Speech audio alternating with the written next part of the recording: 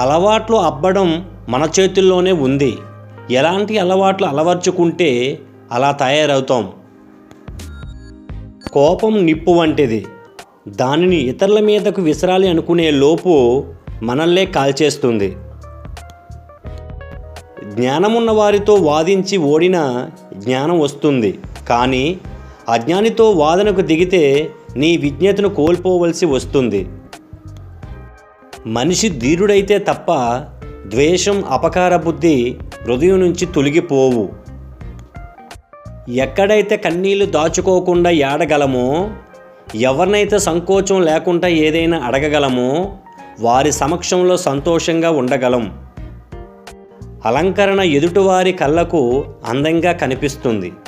అందమైన మాట తీరు మనిషికి గౌరవాన్ని, విలువను పెంచుతుంది. సంపద లేకపోయినా సంస్కారం ఉంటే చాలు. సంపద ఉండి సంస్కారం లేకపోతే అది వ్యర్థం.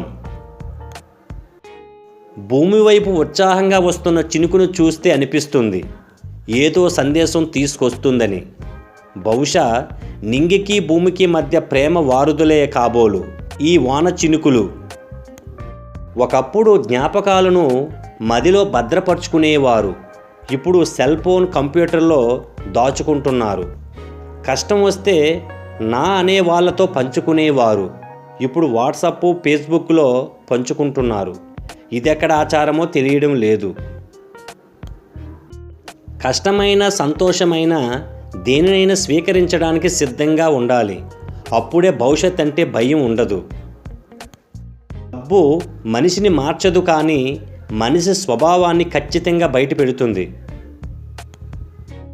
మనిషి కోరుకున్నది ఏదైనా పొందలేకపోతే చాలా బాధపడిపోతాడు, కానీ కోరుకున్నది సులభంగా లభిస్తే దాని పట్ల నిర్లక్ష్యంగా ఉంటాడు. జీవితంలో అన్నీ కోల్పోయిన తర్వాతే ఎవరు ఎలాంటి వారనేది తెలుసుకుంటాము. మనం చీకట్లో ఉన్నామనే భావన కలిగినప్పుడు వెలుతురు వైపు చూసే ప్రయత్నం చేయాలి.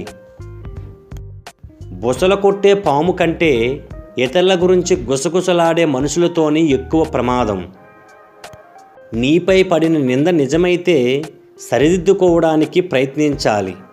అబద్ధమైతే నవ్వి ఊరుకోవడం ఉత్తమం. నీ కష్టాన్ని ఇక్కడ ఎవ్వడూ గుర్తించడు, ఫలితాన్నే చూస్తున్నారు అందరూ. ఎంత తెలివిగా గమ్యాన్ని చేరావన్నదే ముఖ్యం. కోపం వచ్చినప్పుడు ఒక్క క్షణం నిన్ను నువ్వు నియంత్రించుకోగలిగితే బాధపడే వేల క్షణాల నుంచి తప్పించుకున్నవాడివి అవుతావు. చిరునవ్వు అనేది ఎంత క్లిష్టమైన సమస్యకైనా పరిష్కారం చూపగల సాధనం.